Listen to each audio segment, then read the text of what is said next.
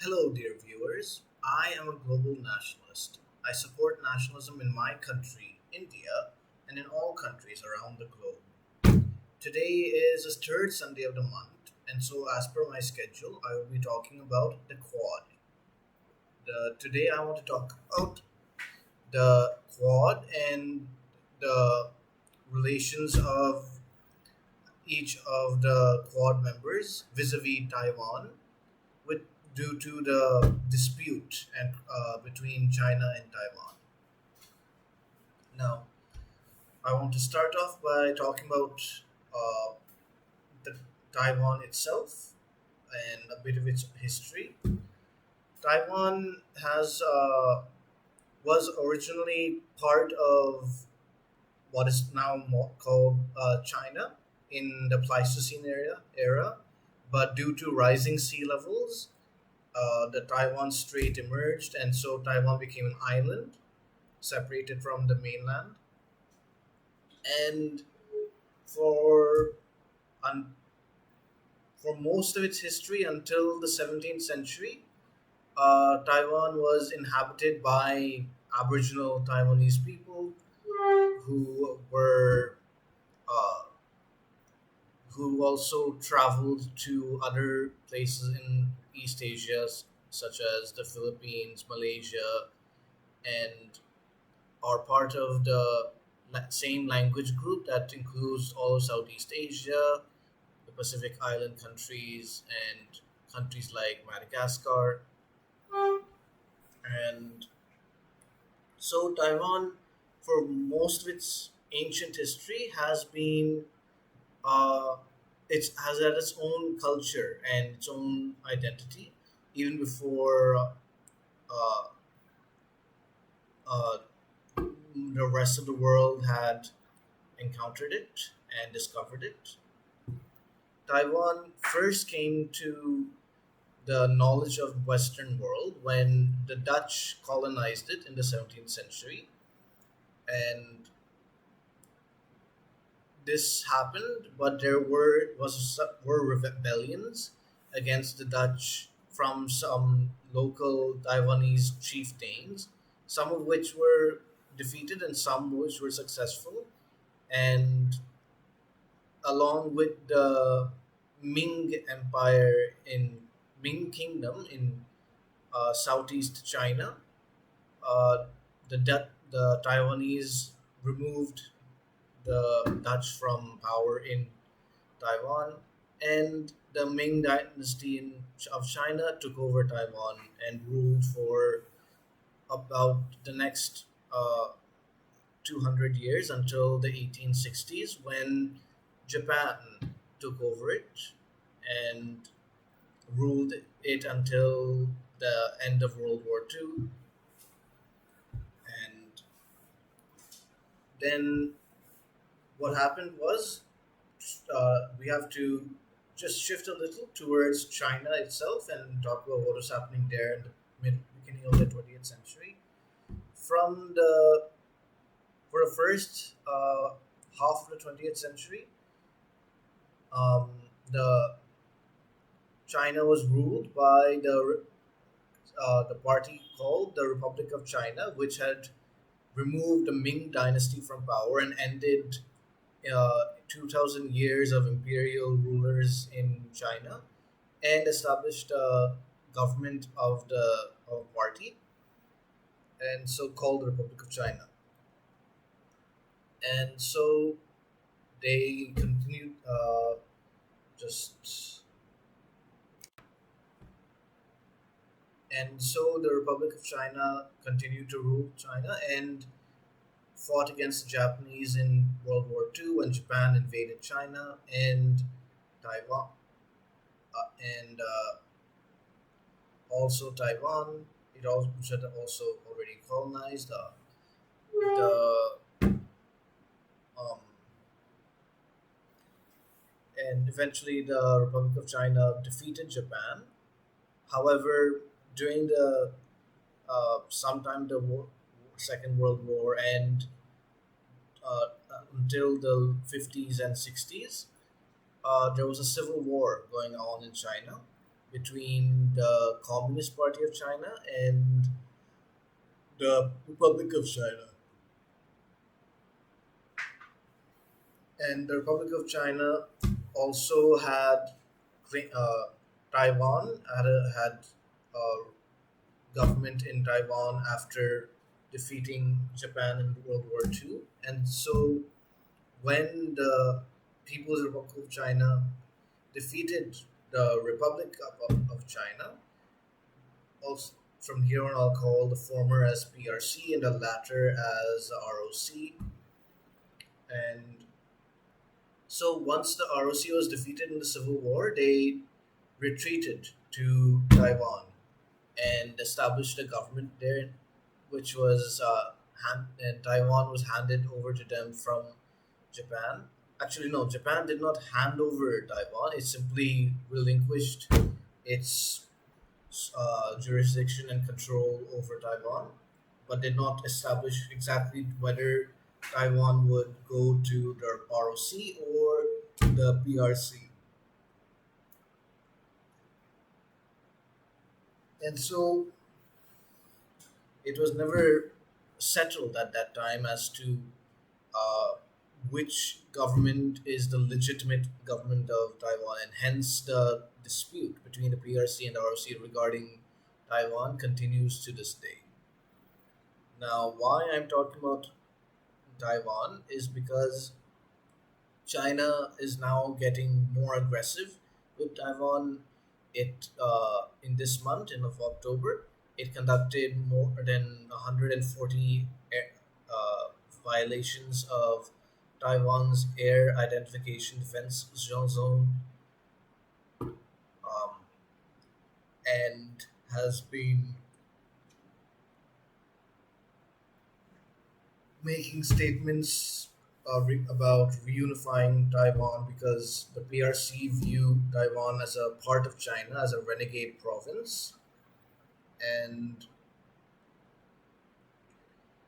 however, the Taiwan government, views itself, the ROC, as the legitimate government of China.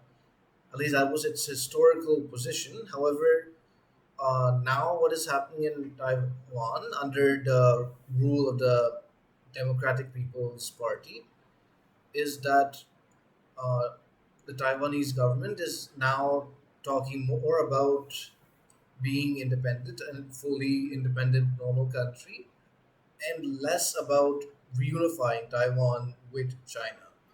They're trying to recreate the original Taiwanese culture that existed before Chinese immigrants came to Taiwan. And yeah, basically, even the and so the party that was in power in the before the DPP from 1947 till the 1990s, called the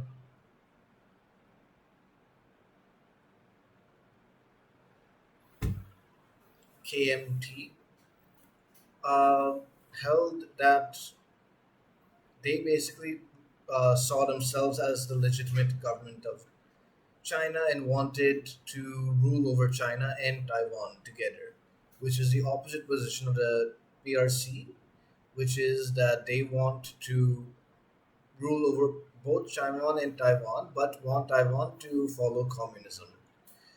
The Both the political parties in Taiwan disagree with this and do not want to come under the rule of the PRC. Now, uh, and so another thing what China is doing to Taiwan is um, simply making more provocative statements by its government and its, especially its media, such as Global Times, which is very anti-Taiwan. And so, what I want to talk about today is that how about the Quad and how they're handling the situation. The Quad has is a quadrilateral security dialogue, which I've spoken about in the first video regarding alliances and groupings. And while the Quad has stated repeatedly that it will secure the freedom of navigation in the South China Sea and the East China Sea, where Taiwan is, it has not directly stated that it would support Taiwan in the event of an invasion by China. Now, what I think, now, sorry, before I get to what I think, I'll talk about each country in the Quad. Starting off with the United States. The US is did recognize the ROC as the government of China, and however, this ended when uh, the detente happened and the US opened up relations with with PRC,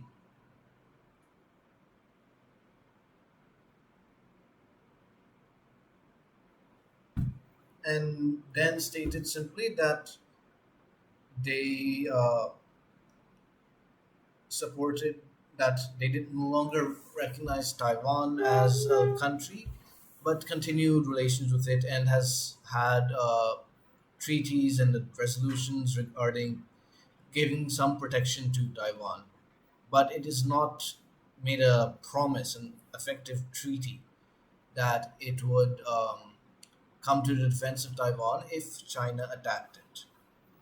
However, in during President Trump's term, he made several pro-Taiwan moves.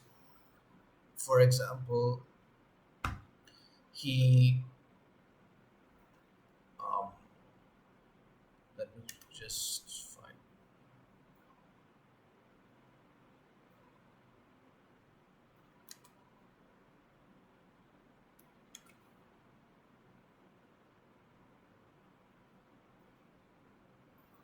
For example, when he was elected, President Trump, before he was inaugurated, he accepted a congratulatory call from the Taiwanese president, Tsai Ing-wen, which was the first time since 1979 that a president-elect has publicly spoken to a leader of Taiwan.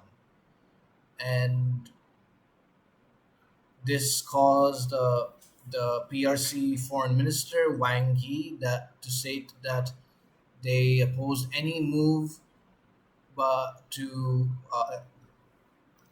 separate Taiwan from China. And then in 2018, President Trump signed the Taiwan Travel Act, which allowed high level diplomatic engagement between Taiwanese and American officials and encourages visits between government officials of the United States and Taiwan at all levels. And on 17 July 2018, Taiwan's army officially commissioned all of its Apache attack helicopters purchased from the United States. And on 26 March 2020, President Trump signed the Taipei Act, which aimed to increase the scope of U.S. relations with Taiwan and encourage other nations and international organizations to increase their official and unofficial ties with the island nations. So we can see that although uh, previous presidents since Taiwan, since the PRC was recognized as the official government of China, previous presidents since that have re- not been very open in supporting Taiwan, but President Trump changed that. Now, Biden has somewhat continued, but somewhat discontinued these policies, um, which on this year, the Biden admin reasserted the strength of the relationship between the U.S. and Taiwan in their interim national security strategic guidance. And on March 8th, the Biden administration made a statement saying that they will stand with their friends and allies to share to advance their goals in the Pacific region. And this includes what is mentioned in the Taiwan Relations Act. So Biden is continuing to follow Trump's policy of further and deeper engagement with Taiwan, which I think is going to help. That if the US becomes more invested in Taiwan, then it'll uh, be give it more reason to defend Taiwan in the event of an attack by China, and will therefore uh, make China hesitate before attacking Taiwan. Now, the other countries in the Quad, like Japan, Japan has low level relations with Taiwan, but due to China's aggression over the Senkaku and Diaoyu Islands against Japan, they have become more aggressive against China and are increasing their support to Taiwan. And a similar story has been done by Australia, which has increased its diplomatic relations with Taiwan unofficially. And in the 70s and 80s, it pretty much recognized a one China policy and ignored the Taiwan government since then. But nowadays, not in the last few years, they've increased their trade with Taiwan to $12 billion, which is a great achievement. And yeah, with the US and UK and Australia signing a deal to sell nuclear submarines to Australia, this shows that both these countries in the Quad are strengthening to protect themselves and the other countries in the Asia Pacific region against Chinese aggression. Now, as far as India goes, India since the 40s has recognized the PRC and has not supported the ROC, never supported the ROC officially, but like the other countries, it has uh, now increased diplomatic interactions with Taiwan, has established, just wait a minute, let me see.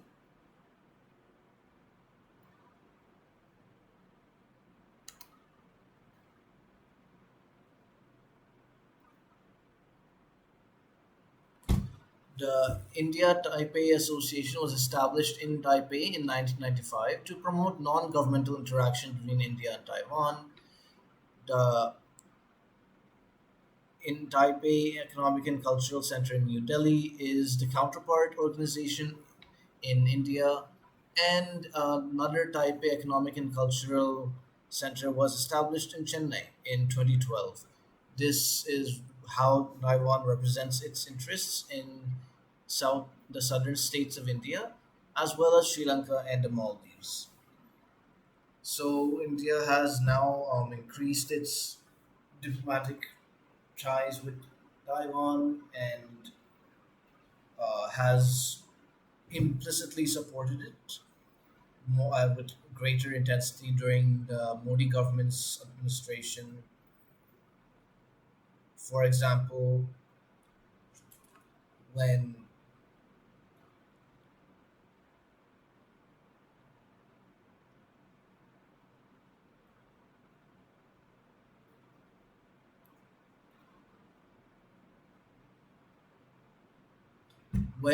President Tsai was sworn into ceremony in 2020 after her re-election as president, the two members of the Indian Parliament attended her swearing-in ceremony virtually and praised Taiwanese democracy. This sent a warning message to China that India was strengthening its relations with Taiwan, and India has an envoy to Taiwan, which was who was appointed in 2020 in July, and India has increased its economic ties with Taiwan In For example, in 2019, India's trade volume with Taiwan was $7 billion and was growing at a rate of 20% year on year. So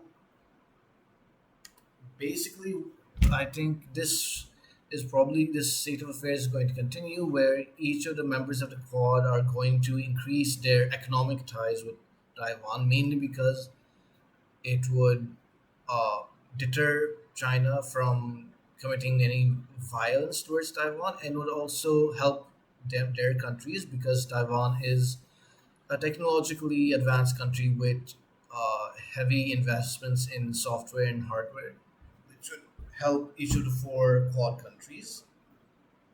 Now, what I think should be done is that, first of all, the Quad has to state that while it's not a military alliance, that in certain situations, uh, then the militaries of their countries will operate with each other and cooperate.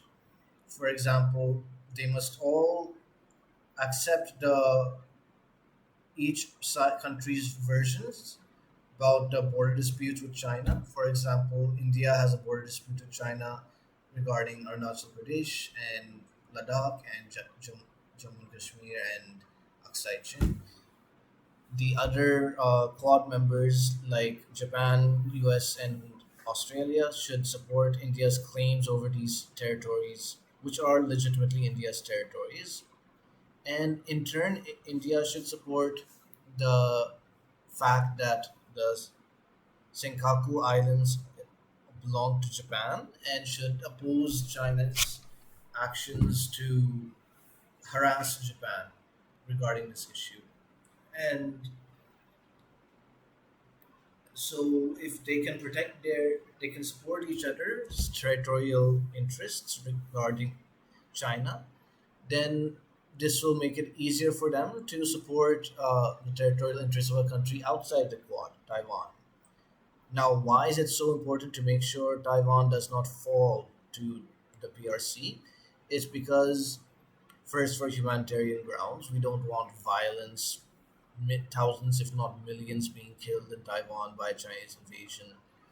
Also, for strategic reasons, because if China takes Taiwan, then it will have access to all of Taiwan's technology, its resources, which will make it easier for China to invade other countries like India and Japan.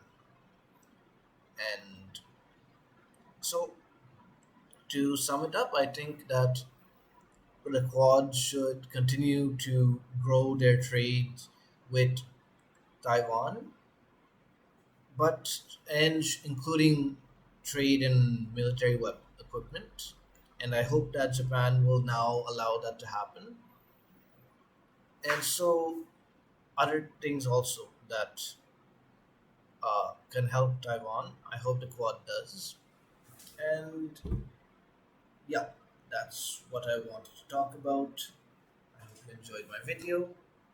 And if you want to watch another video in this playlist about the Quad, you can click here. If you want to watch a video regarding about if you want to watch the previous video, you can click here. If you want to see my sources, you can click in the description below. Thank you for watching. Vande Mataram.